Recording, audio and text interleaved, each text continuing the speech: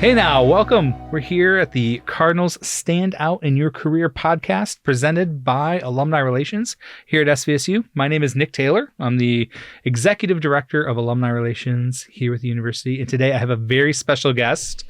I have Miss Emmalee Amthor here, who is our HR Communications Specialist here at the university and a very proud SVSU alum. Welcome, Emmalee. Thank you. So we have a big topic today. We're talking about all things positive work culture. Topic that's, I think, super important. Something that I think folks know when they're in a bad work culture, but maybe not really understand or know what it takes to create a positive work culture. So from your perspective, can you maybe, let's just put a broad definition out there. What do you think defines a positive work environment? Collaboration. Okay. Having a collaborative environment, working with your teammates or across your organization. Inclusive, respectful. Everyone deserves respect. And then having a growth mindset for the organization, for your leaders. And that growth mindset could look differently to different people. I feel a part of the growth is the willingness and openness to accept new ideas or be open to change. But then also growth is that your employees see, a succession plan for them or see a trajectory of them within the organization. I feel all of that contributes to a positive work culture. Of course, though, within that is like your communication, open communication. I think that all goes with your collaborative and then also inclusive. Like your employees want to they want to feel seen and heard, and they want to be valued.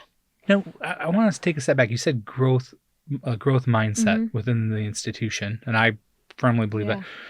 What does that mean? And when I ask that, it means something a little bit different for everybody, right? Yeah. For you personally, when you're working in your day-to-day work environment, what is it that you're looking for as far as the growth mindset of the folks that are working around you? Yeah. So I think those open to ideas, communicative, but then not only that, but just also for trajectory of people in their roles, knowing that there's, if that's something that they want, like they know that there's steps up and, have that type of growth, but then also, again, having the growth just within your department and knowing, or in your organization, knowing that, there's always room for new ideas. There's room for change. There's, it's more kind of like your silos are down and the collaborative aspect. So there's more collaboration, within your department or your division or your organization. I love the way you said that, because being collaborative is super important and it helps everybody feel to be part of the team, right? I also, for me, when you talk about growth mindset, I always think about what gets recognized, right, at an institution or an organization, or for our alumni friends out there, wherever they're working, what gets recognized? Is it the effort? Is it the skill?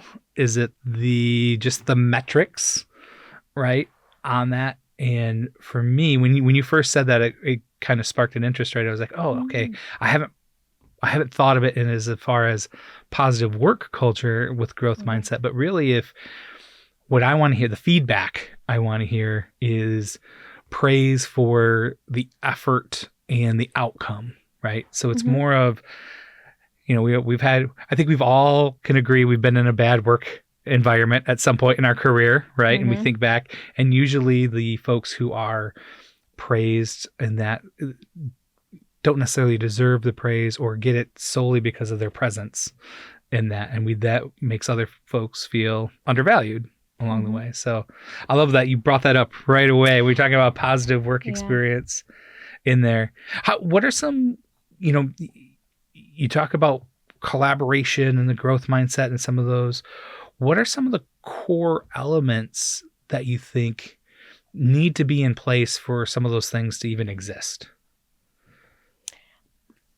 So I think part really starts with your leader within your department. Yeah. Having a strong leader presence, but then also for that, I believe that leader sets that tone potentially for that department. If you are working in an area where you have a direct leader and they're in your office, of course. Sure.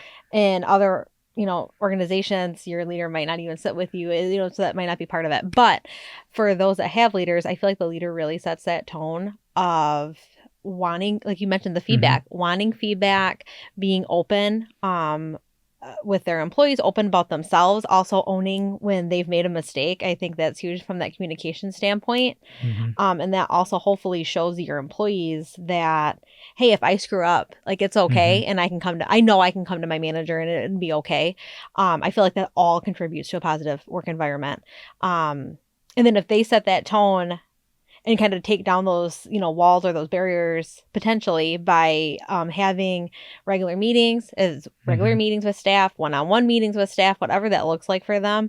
But then encouraging their employees to collaborate together to find creative solutions for things, not always coming to your leader, like making sure that you are allowed to create solutions. Like you can come up with your solutions and, you can help solve those problems. And then by all means, if you have to, then you go to your manager and be like, hey, like this is the problem, but here are the solutions we have for it. Like, what do you think? Yeah. That shows that you're working together, and that also welcomes all of those opinions with your coworkers.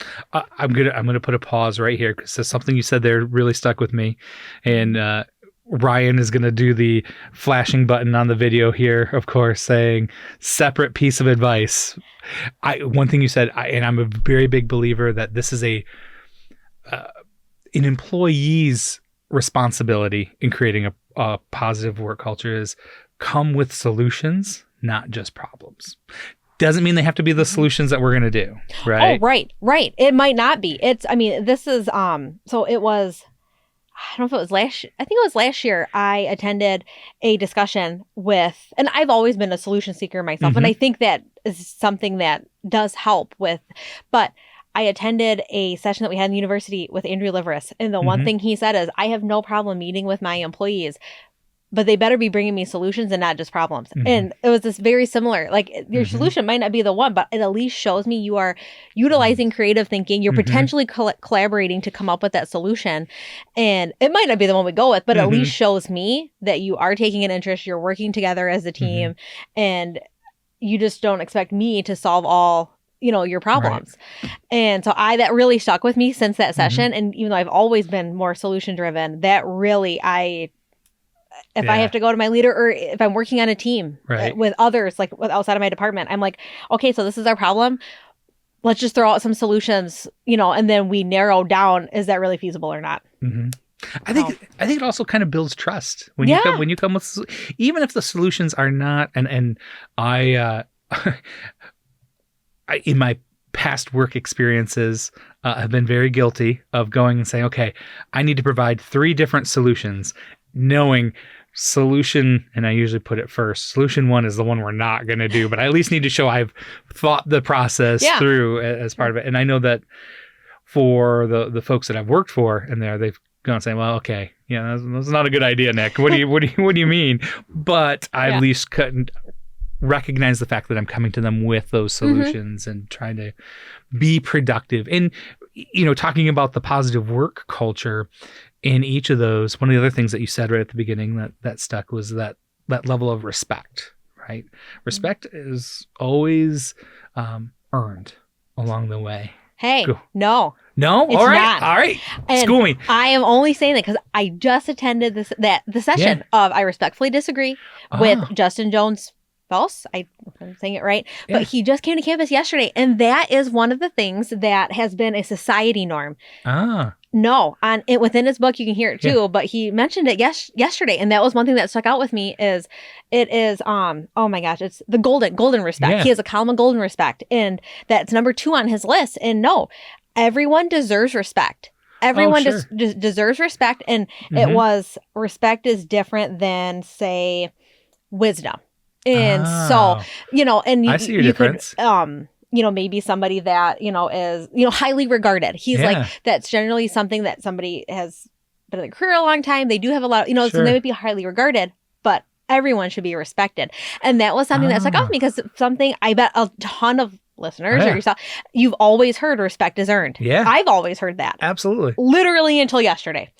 And Nice. he was Good timing us. Look I at know. this. Yeah. And so that's why I was like, oh wow. And you had to pick 3 that stuck out with you. And that's one that stuck out with me because I have always been Yeah. definitely brought up that way, that you respect your elders. Mhm. You know, respect is earned. Like it's just, and he completely was like, no, everyone is human. Everyone deserves respect. It doesn't matter what their title is. Sure. Everyone deserves respect. But he's like, respect is different than someone you hold in high regard. That's the difference. So it was, so it was a very good session he did on campus. But like I said, he just was talking about it yesterday. Oh, so we'll it have was to look very that up. cool. Yes. I love it. Yeah. So I didn't want to cut you off. I love this because, you know, even in our, we're coworkers in a sense. We both work through the same organization. I love these kind of discussions because this is how you learn. Yeah. I see what I hear from you in that discussion is I was coming back where I was using the word respect, but what I should be saying is high regard or influence maybe is what's earned over time. Yes. And I should watch my words on that. Well, and that's what he was saying. He's like, I think it's got over the years, it's been not twisted, but it's been utilized in this manner, and it really shouldn't be. Sure. You know, and that's it. It's the influence, or it's the regard, like you hold someone in high regard. Yeah. That's how you should be pronouncing it. I think we all have this basic level of respect for humans and other folks, and then we're earning higher regard. Yes. I love that designation. I'm going to use that now. See? Yeah. I love it. Cool. It's good. So kind of on that same train of thought, you know, we try to put this positive work culture a lot in the strategies and things that directors, or, you know, for lack of a better term, I use the term boss here because titles are different for all different organizations, but our superiors are always trying to strategically think how they can create a positive work culture. What are some, putting on your HR hat, right? What are some HR policy type questions or strategies that our folks can use to try to foster better positive work, a better positive work culture for themselves? Is it a policy in place? Is it just a strategy? What are I think it's probably more of a strategy than a per se policy. Okay. And I believe it has to start at your top level and go down. That it has to be shown throughout the entire organization. And when you specifically speak about bosses, I think one way for bosses is to be intentional with their staff and include their staff in things. Are you, you know, you talked about the recognition earlier. Absolutely. Are you recognizing them that, hey, they just like busted their butt working on Workday? Did you give them a kudos for that? You know, this is in addition to their role. Or I love the Workday example. That's very personal here at SVSU. Yes, here it is. So, but any system, like, you know, but you talk about the recognition piece, like, are they, I feel as hard as that bosses could be thinking, or, you know, I call them people managers, could be thinking that they are doing a great job of that, and they're really not. But I think that's where you also, when you talk about like the feedback, like I personally feel that feedback, some organizations, they do manager feedback. You know, something we did at the school district when I was there, and I think that is great. I want feedback. I want feedback from, you know, my other, you know, counterparts, and you don't know unless, you know, you've been told it. And so if your employees are coming to you being like, you think this, but you haven't even recognized me, or you haven't, I don't feel seen here. And without having, it's more having stay interviews, even like with your employees, instead of meeting with them exit, you know, with HR, having managers or people, bosses, whatever you want to call them. Are you having stay interviews with your employee? Why are they here? Why do they enjoy being here? Or are you discovering that they don't enjoy being here? And then how can we work on that? Yeah, absolutely. So I think, you know, bosses should be intentionally setting that time with their employees. One thing that we do, I'm really proud, and we could use that term, with the development of our office and the development of folks that have been in alumni relations. And something that I learned from a coworker, someone who works for the office, you know, we were having a tough time with that feedback loop. I always had the old school, my door is always open mentality. You can tell me anything, that sort of thing. But knowing now what I know, what I realize is I can think that, and I can know that I was always ready for that. But unless I explicitly speak it into existence and put it out there, I'm not going to get that feedback, right? Because we all have that hesitation when we're working with a boss or superior. We don't want to, step on their toes. We don't want to hurt their feelings. We don't want to do some of those things. Excuse me. And so one of the things that we did is we built it into, we have a weekly one-on-one meeting for everyone in our staff. They meet with me one-on-one. We take 10 minutes to talk about what they accomplished the past week. We take 10 minutes about what they have to accomplish this upcoming week. And that's my job to go and say, okay, what hurdles, what resources do you need? My job is to fix those things so they can really do their job really well. And then we've kind of changed. We had this last 10 minutes where we talked about our priorities, and it was my open-ended, hey, is there anything you want to tell me? And we've kind of changed the format a little bit based on some very good constructive criticism that came from an employee. And we have this little TikTok trend. I hate to use the TikTok trend, but it's called Nick Listens and He Doesn't Judge. Do you know what I'm talking about? With TikTok? No, but I like it. So the whole point of that part of the meeting is that person, it's their time. They have the floor. Whatever they say, I can take in as feedback and as the leader of the office. And in that time space, they're not going to get a reaction. They're not going to get me to come back and say, well, I don't believe that, or I can't believe you said that. That's never going to happen. It's just, I'm listening and I'm not judging. I'm hearing you where you're at. And since we've implemented it, it's been really nice because it draws more things out that I need to learn. And I think it's given people a better chance to express some of those things without that fear of, hey, how's he going to take this kind of thing? So put in your HR toolkit there. I would give that a big 2 thumbs up as far as having a good relationship back and forth and creating a positive work culture. Yeah, I think that relationship piece is key for having that, just that comfortability of that employee coming to that manager. But one thing I also just learned from the Courageous Conversation was, instead of a open door policy, it is a out the door policy. And that, yes. Okay, I'm interested. And that he's like, you expect your employees to always come to you. Are you ever getting out to them? Are you meeting them to where they're at? Are you visiting them? And it was, and I've, from working with different managers, I know they never come out of their office, but they have an open door policy where like, it's more like, no, come to me.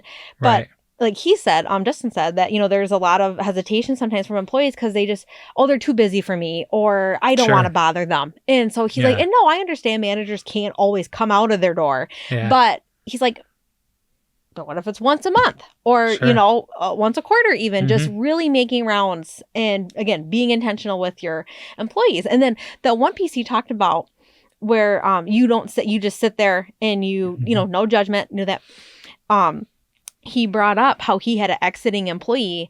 And again, he's like, I thought I could probably respectfully disagree with some of their things. But instead, I continue to ask why, or tell me more about that. And I totally resonates with what you just said about what you do with the non-judging, is that essentially is what, he was talking about in his own way, that he was saying, or that you're saying in his own way, that, you're taking it all in and like you said, you might implement things after the fact, or, which is kind of what he mentioned. What I love about these strategies, and I call them strategies, these are activities. Right. I think it's more, I think it's strategies more so than like policy. I think it's definitely just strategies that. What I like about them is they're substantive and they're easy to do. Let's be honest, we're a cost conscious culture, so we're worried, and a lot of times I can think of 20 bad examples of we're going to have a pizza party and that's going to make everything all right. That's the perk, right? And can you talk a little bit about how do we get to that point where we think that that's going to be a solution, and then how do we work with our coworkers or our leadership to kind of point back to these substantive strategies? I don't think the pizza party is a solution. Don't get me wrong, I like some pizza. But I think we'll hold these food gatherings, whether it be potlucks or whatever, and that's going to be this collaborative perk thing that they do. I don't think so. I think it starts with surveying your employees and seeing what they want. Right. I don't think they want a pizza party. Yeah. I think they probably want transparent, open communication from the top down. They want everyone wants to be treated with respect. They want to see potentially advancement opportunities. They want good benefits and pay. And they're like all these things that contribute, but then also to have the positive, culture is, again, I feel it starts at the top and it works its way down. It has to go all the way through, but it starts with almost those conversations, though. It starts with, your upper level having conversations with director level, and then continuing that down, though, and meeting everybody. Like it's again, when that conversation happened yesterday, of titles don't matter. Like everyone deserves that same respect. Are you having the conversations with everyone? Are you meeting with custodial staff? Are you meeting with maintenance staff, or those that sometimes feel forgotten? Sure. Are you meeting with them? And and that all goes back to that inclusive piece. Like, do they feel included? So I'm kind of getting off, I think, on the pizza party, but I think it really starts with surveying your employees. And I know people have feelings about surveys, and we have too many surveys or whatever you want to call it, questionnaires, surveys. But until you get the data back and then can build from that, you're never going to know. How do we, I agree with you 100%. How do we build enough trust so that our employees, the people, our coworkers, feel like they can fill out that survey and be open and honest? That's a tough question. I think we could write 4 books on that. And which is, trust is different than respect. I do think trust is something that does have to be earned, unless someone comes up with a book on it and says otherwise. But I do think that is something that you continually have to work on. But you just, at some point, you just almost hopefully have to just trust it. Sure. Otherwise, if you have that mindset of they're going to do nothing with this data, or I also don't, my hope is that if there's enough action behind it, it'll show people that they'll start trusting. If it's, and I'm not saying HR is doing the survey, or if it's your HR off. I mean, something like this, I would feel it's the HR office that would do the survey. But my hope would be that over time, there's enough relationships established across the organization that they will trust that HR is wanting to make a change. They're going to make an impact, but then your employees have to see it.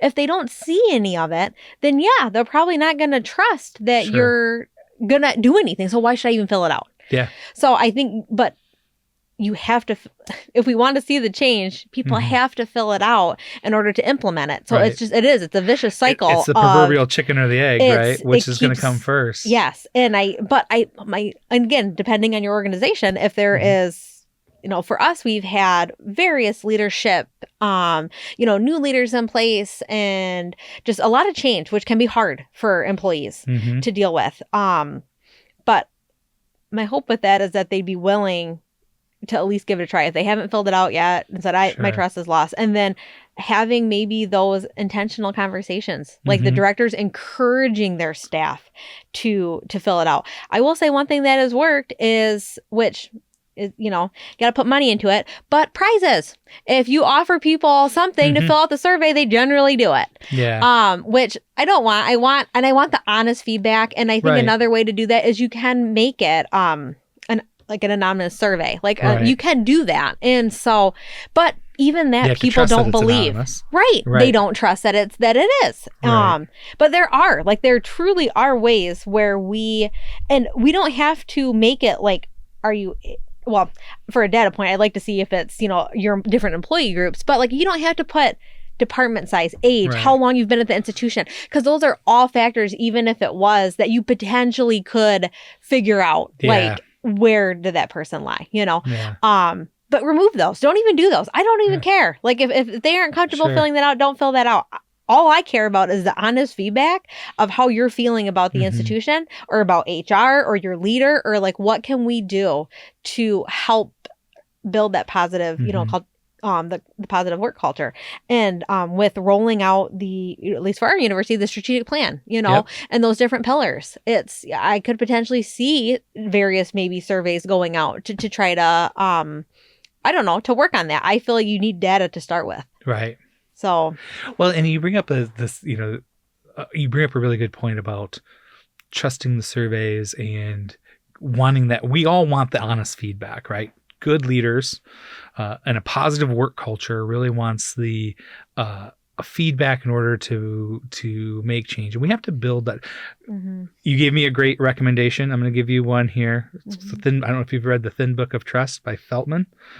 Amazing read. It's like 90 pages long. You can knock it out real quick. But he basically breaks it down in understanding that trust is also, I learned a lot about respect from you. Trust is not binary. We think of trust as being, I either trust you or I don't. There's a lot of gray area in between there.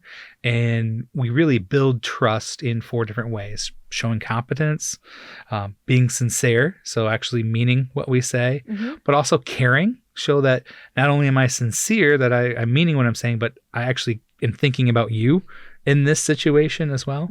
And then most importantly, at the end, being reliable, knowing. And I think that's what made me think of that is when you're talking about folks being nervous or not trusting of these surveys, it's one of those 2 ways. Either we don't really think that you're sincere in your want of this and you're going to use this against me, or it's the reliability factor. Okay, fool me once, shame on you. Fool me twice, shame on me. I've told you this over and over again. Are you going to do something with it? Right. And so that sentiment, I think, talking about a positive work culture, we need to kind of build trust in all 4 of those areas, and reliability is a big one in that. So, and I think when you have new leaders come on board, it's hard to be like, well, I've done that before. Not with me, you haven't. Right. So I think everyone deserves that chance, though, too, when you have new leaders or a new director, anything come up like that. And they want, because even if it's not at the VP level, it's at the director level, you have a new director come in. Well, I understand, but I'm new. I want the feedback. And send it out. So, we've kind of hit all over the topic and gone away. Let's talk about some changes in positive workplace culture. The last 5 years have thrown the workplace in disarray. Now, when we talk about more people who are out there working remote or hybrid coming in so often, do you see like remote work, especially in hybrid working, affecting workplace culture? Or is it we still get that the culture can be transmitted in those ways? I think it still can. I think it actually adds to it. Especially from a hybrid standpoint. Sure. Because I feel that all goes back to you're taking care of your employee. Like, say if you have a hybrid work policy, that, you know what, they don't have childcare or something came up, but that helps them tremendously if they can work remotely that day, if their job allows, and they can do that. That continues to build the trust with the employee and the manager. It builds morale with the employee, and then also knowing that their employer is flexible in that manner for that. So I feel that definitely can still, even if it is remote. Now, if you have 100% remote, I think it potentially, there's just other challenges to it. Yeah. Because you're 100%, I think you really have to be intentional then with your one-on-one times, your meeting times, and checking in, because I think it can be really lonely depending on if you're in a role that you really don't communicate a lot with your other coworkers or anything, and you're 100% remote. Sure. I know that when, we had to go, remote, I really only, unless I really had to work on something, we only a couple coworkers, but what really helped was continuously having the team meetings, so you could still feel connected. So if you are in that type of environment, definitely do that to help promote that. But I think the hybrid piece, I think it helps your positive work culture because of that flexibility that it offers your employees. Sure. Yeah. It's interesting. I agree with you. I think it has to be intentional. And it has to be, and I struggle with, and maybe this is a good question here. What are the metrics we can measure workplace culture, positive or negative, right? Going back to your surveying data thing, right? Like, how do we even say we're good? Yeah, we got to work on this level. And by going remote or hybrid, I think you have to be intentional of affecting those metrics, like showing, we're spending some time doing those things. Another just talking about this whole concept of change in workplace culture. Do you have any strategies or tips, things that you could talk about looking at cross-generational workplaces? Oh, yes. I think that's a huge topic right It now. is. It is. And, at the university, we have what, 5? We have 5, Mhm. Generations working at the university, and all of them work and learn differently. Absolutely. And so from a people leader perspective, and then like from HR too, like you Mhm. have to understand those needs and be able to, of course, within reason, like adapt to each one of them. Mhm. I actually just attended a VSHRM luncheon on this. It's about, workplace generations in the workplace, and Yeah. just, tips on that, on, knowing that, say if I want to send a for training, for example, for training, I want to send this job aid out, just a Word doc. Well, my younger generations want a video. The middle generations, I'm just saying it that way, I can't remember all of them, but the middle ones. Me, Gen X. It's okay. You can say it. It's all right. I'm right here. You're right. I got you. Well, there's like all the 5. You have like your baby boomers. I wish I would have brought that. Like the baby boomers and this. There's all these different, Sure. Like I said, we have 5 here. And so those videos have been great for the student employees, or even, even still younger that, that we have. Like they have enjoyed the videos. We have the potentially baby boomers and that they prefer an in-person learning training opportunity. And then some of the others might be a little bit of a mixture, or even just the written document is fine for training. So, but that's just knowing though that we have all these generations and we need to be able to offer something for all of them. And then it comes back to that inclusive piece. So they all feel like they're included. Sure. And just, again, I think it's important for managers to realize that not everyone has a different learning style, has a different work style, and generations and how you are raised, that and the era, the generation where you were raised is all different. And so let me be the devil's advocate here, okay? Before I do that, I'm gonna tell you, I 100% agree with you on all of that. What I hear coming from other, I'll say, folks outside of the university, especially in private practice, is that all sounds great. I wish we all could have kittens in the office, but I'm here. We have a quarterly metric that we have to hit. I only have so many resources. From your professional experience, sell me. I'll act like I'm the cranky old guy who's telling you those things. Sell me why you think workplace culture is going to benefit my organization. Because I think a great one is to be like, your employees are going to leave. Your employees are going to leave. You're going to spend more time recruiting and hiring and then training. And then because you're stuck in that attitude, it's going to be a revolving door for you. And then you're going to lose revenue. Yeah. Like, I mean, if you do not and we see want that, like, oh yeah, like I bet it's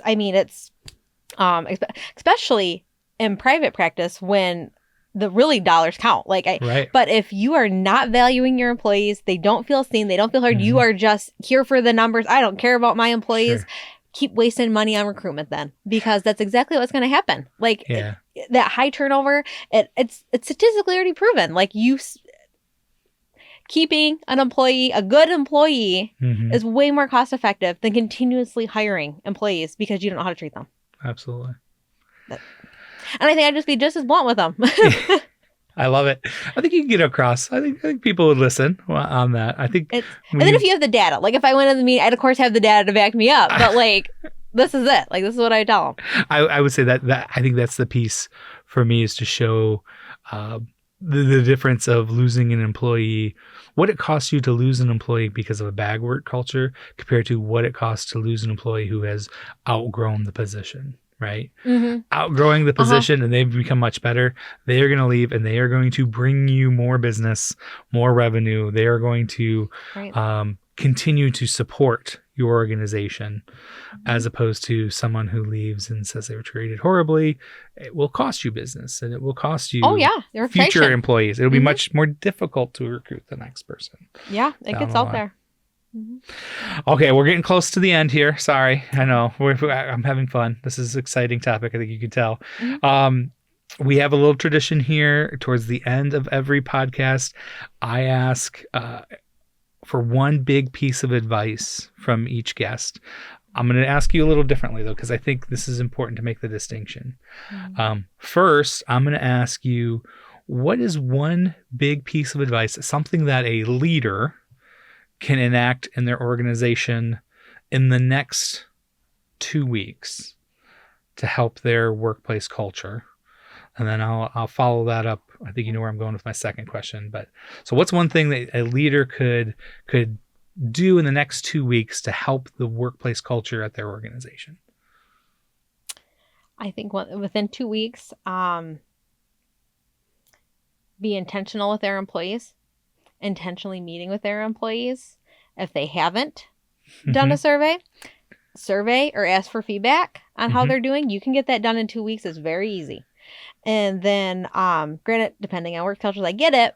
But in 2 weeks, you could easily schedule, even if it's just one team meeting, not doing one-on-ones, but then utilizing the systems, hopefully, that your organization has to then track your progress. Like, do you have a performance management software that you can track your check-ins and how things are going? I mean, if you can utilize your software in a way, or heck, AI in any way to help. I mean, if you're struggling, use AI to craft questions. Like, if I understand that not all people leaders are truly people leaders. They might have been promoted because they're an SME and they're not a people leader. But wait, SME? You got to explain what's SME. So like a subject matter expert, they might have been, promoted for that instead of their people leader skills, but now they're overseeing people. Well, hopefully that's when your HR office comes into play and it says, hey, let's get you up to speed on being a people leader and offering those professional development opportunities to them. But in that 2 weeks time, I'd say being intentional, and you almost mentioned with the trust, caring. Again, do your employees feel seen and heard and valued? And do you truly care about them?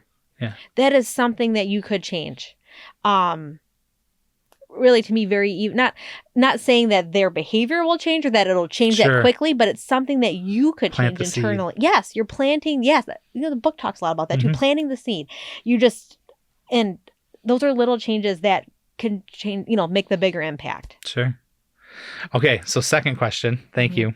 So in our podcast, we know that we have a lot of what we call gold alumni, graduates of the last decade who are listening and looking to stand out in their career. This is their professional development on there. What would you say to the entry level recent grad, a young alum, or recent grad who is out there? How can they positively impact their work culture from their position? I put 2 weeks out there. In the next couple of weeks, whatever it might be, right? Soon is what I'm trying to get at. It makes me think of when I was a entry. I think for those, it's all about mindset. Having a positive mindset, making sure that you are filling up your cup, taking that time. And I get it, you're a brand new entry, so you might feel like, oh, I don't want to take vacation. Making sure that you're not burnt out in your role.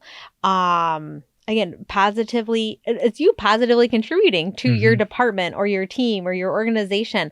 And then also, hopefully it started even before you took the role. That you took the role, or you went to that employer because you stand for their values, their mission, their vision. If someone's connected to that going into it, it makes it a heck of a lot easier to feel like they're making an impact. And then hopefully, because they're feeling like they're making an impact, and I don't want it to be like this, I don't want to tell them to have like a false sense of positivity here. I don't want or toxic positivity. I don't want that. I want you to genuinely feel good about your role, what you're doing. And that should start before you even accepted the job, if that's where you want to be. But just the mindset is huge. Positive affirmations are huge. And then if your manager isn't, reach out to them to have one-on-ones, or reach out to them to be like, hey, I noticed we haven't had a team meeting in quite some time. I would love to get our team together. That shows that you're trying, you're building, and you have initiative. You're trying to build a change within and if things are not improving, that might not be a place you want to stay at. Perfect. Well, Emily, I thank you for your time and sharing some of your expertise today. This was really, I learned some things. Thank you very much. I really appreciate the conversation. And for those of you that are out there listening to us, I just want to remind you, we love it when our alumni stand out among their peers. If there's anything that we can do here at the Alumni Relations Office to help you anyway, please don't hesitate to reach out. We have a lot of fun things coming up. Be sure to check us out at svsu.edu/alumni. And please remember, it's always a great day to be a Cardinal. Thank you very much.